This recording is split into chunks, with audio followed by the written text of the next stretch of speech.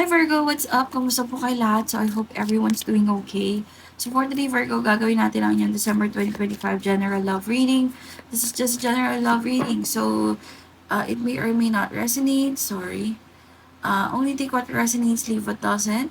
Also, please don't forget to click like, share, and subscribe, and tap the notification bell para din po updated kayo sa ating mga new uploads regarding your horoscopes and your zodiac signs. Okay?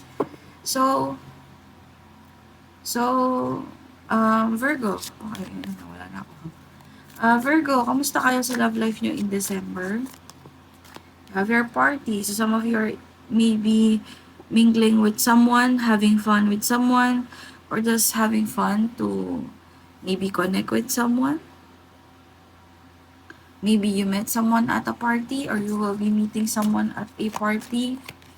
Enemy, watch your back. So there could be a third party energy here. Whenever I see the enemy card, I always see it as parang third party, okay? Someone na also has no good intentions. Maybe a person you've dealt with, an ex-lover. Sabi ko na, someone that you've dealt with, ex-lover, old spark. So, maybe you're dealing with an ex or you will be dealing with an ex sa December. Let's see, sino ba tong kakonect ni Pisces? Ay, Pisces, but Pisces ako? Pisces ako? Maybe some of you are dealing with a Pisces. Sino ba tong kakonect ni Virgo? Virgo for the month. You're Four of Cups. Maybe someone na disappointed or maybe disappointed ka in your connection with them, or maybe they're disappointed in a connection with you. Someone is feeling generally dissatisfied. Could be a Cancer, Pisces, Scorpio. Could also be a Gemini, Libra, or Aquarius. Queen of Swords with the Two of Wands. Maybe nakikita ko dito, parang ayaw na nung person mo, or ayaw na nila, siguro gusto na nilang i-cut off yung connection, or maybe ayaw na nila, meron silang parang, maybe there's something sa connection na ayaw nila, maybe they feel less sa connection, ganyan, okay, they feel not empowered sa connection. Maybe this person has been thinking of finding someone else na, parang ganon, but nagdadalawang isip sila, okay? Maaaring nagdadalawang isip sila to take action on that. Okay? Why? Bakit is it the Queen of Swords? Okay. Maaaring merong hindi gusto tong person na to about your connection. Queen of Swords and the Sun card, you could be dealing with a Leo. Some of you have kids with this person. Siguro para sa kanila, what is the Sun card? Ten of Cups. Eight of Pentacles. So, maaaring sa kanila, hindi happy yung connection nyo with them. Okay? Maaaring hindi fulfilling yung situation nyo with them. Maaaring may kailangang i-build pa or ayusin sa relationship nyo with them. And what is the Two of Wands? What is the Two of Wands? Ano yung Two of Wands? Two of Swords. So, maaaring masyadong maraming problems or may kinakaharap na problems na nagkakos para hindi talaga magkaroon ng parang stable relationship with you. Maaaring mas marami yung problema or malalaki yung mga problema dumadating sa inyo kumpara dun sa mga happy moments. Okay? So, that was your person. Ano ba nangyari in the recent past or in the past? Seven of Wands. So, fire sign energy, Aries, Leo, or Sag. It's the Seven of Wands. Nine of Pentacles. Magician card. I'm really seeing in here na parang nahihirapan. Medyo, alam mo yan, parang kulang. I'm hearing kulang. Maaaring nagkaroon ng conflict in the past na, alam mo yun, parang nahihirapang makakuha ng grip sa sitwasyon or nahihirapang magkaroon ng balance na situation with you. Maaaring may kinalaman sa pera ang madalas yung pinag-uusapan or maaaring may kinalaman sa stability nyo ang problema. Ano yung 7 of Wands? 8 of Cups. So, maaaring may mga problema talaga na in the past na nagdulot ng sobrang kalungkutan either with this person or in the overall connection. Maaaring hindi nyo alam ang gagawin dito. Maaaring clueless kayo kung ano yung mga bagay na some of you na evil eye is what I see. So, mag-protection po kayo.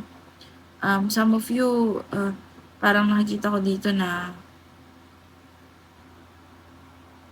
alam niyo yun, yung dati yung masayang relationship, maaaring nagkaroon ng pagkasira, maaaring may kinalaman sa pera. Ano yung tinatry i-manifest dito? Sa Magician card, 3 of Pentacles. So, maaaring teamwork, ganyan. Na maging maayos, baka hindi rin kayo maayos mag-usap ng person nyo. Kaya parang gusto nilang ayusin yung situation na parang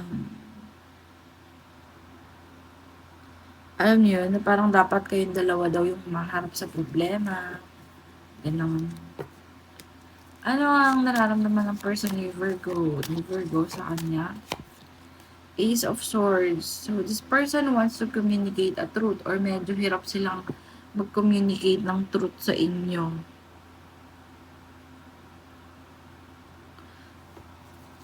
Anong nararamdaman ng person? Ano nararamdaman ng person na to kay Virgo? Page of Wands. So, meron talaga silang gustong sabihin na maaaring nakakapagpa-trigger na sa kanila. 3 of Cups. Maybe about external factors na nakaka-apekto sa home life, ganun. Mga burdens, mga conflict, could be also a literal third party ito. Ang nararamdaman ng person ni Virgo sa kanya. So, maaaring hirap sila sa pagkuha ng stability sa situation yung strong Leo energy. Nakikita ko na gusto na nilang matapos yung mga period na para nakakapagpa-stress sa kanila. Gusto na nila magkaroon ng stability, ng growth sa situation nyo. So, this is the hieroglyphs ni Saturn. So, maaring may mga dark moments talaga na nararanasan sa situation nyo. Anong ma-expect ni Virgo sa situation nila ng person niya? Virgo, you will be in your energy. This is you. Hermit card. So, you and them, I think, will both try to find solutions to the situation. Chariot card, lalo kapag home life ang usapan. Puro major arcana. So this is something big that you can expect with regards to this love connection.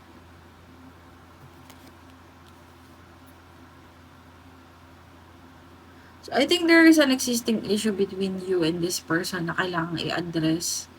Okay, specifically, another individual could be a Cancer, Virgo, or a Gemini, or a Taurus, Virgo, Capricorn, na maaaring nagkakakos ng problems sa inyo, o nagkakakos ng parang magiging reason para mag-propel kayo forward.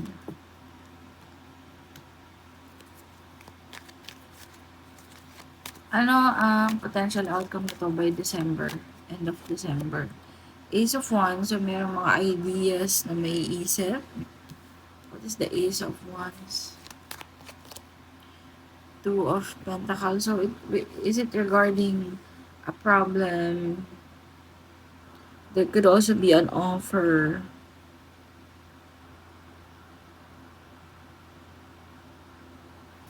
Anong potential outcome na to by the end of the month? The Moon card. 8 of Swords. So, meron siguro isang issue na nakaka-apekto sa inyo ngayon na affected ang home life nyo or ang family life nyo. Possible involving other people na nagdudulot ng sobra-sobrang problem sa inyo. Ang will take action kasi may mga ideas na may isip. So, go for it. So, go for it. Take action sa mga ideas na naiisip nyo. Okay? Anong advice para kay Virgo sa relationship na ito? Sa connection na ito. Anong advice kay Virgo about their love life? Queen of Cups. So, talagang sobrang burden na yung person mo, Virgo. Okay. I-end mo na daw yung mga period na parang nakakapagpakos ng problem lalo sa person mo. Okay. May isang either Pisces na alam mo yun, you and your person must stick together, must work in teamwork together para matalo niyo yung mga negative situation sa buhay niyo. Okay? Be more loving as well, be more engaging, be more considerate with your person. Nakikita ko dito. Kasi medyo mabuay na yung person mo, okay? 3 of Swords, huwag mo nang parang, I don't know, this is the message for you, okay? Just take it as it resonates. Find balance in the situation. Okay, huwag din magsisihan kung may problema. Huwag maging parang i-dominate yung sitwasyon. Okay? Magkaroon ng teamwork sa relationship. Huwag maging parang stubborn or have your own, toxic na yung situation nyo. Toxic na, maaring wala nang equal give and take dito. Meron ng power struggles. Kuha lang tayo ng oracle cards. Okay? Oracle cards. Kamusta ang love life ni Virgo? Mga clarification lang ito. Cycles. Fate, karma, something ending, something beginning. So, feeling na parang paulit-ulit lang yung nangyayari. Gold digger, they want your money being used. So, meron dito parang gusto yung pera mo. Or may gustong kumuha ng pera mo. Or ginagamit ka lang dahil sa pera. Mercury retrograde, electronic issues, communication issues, review, everything. So, maaaring may nangyari na nakaraang Mercury retrograde, November, ganyan. Okay.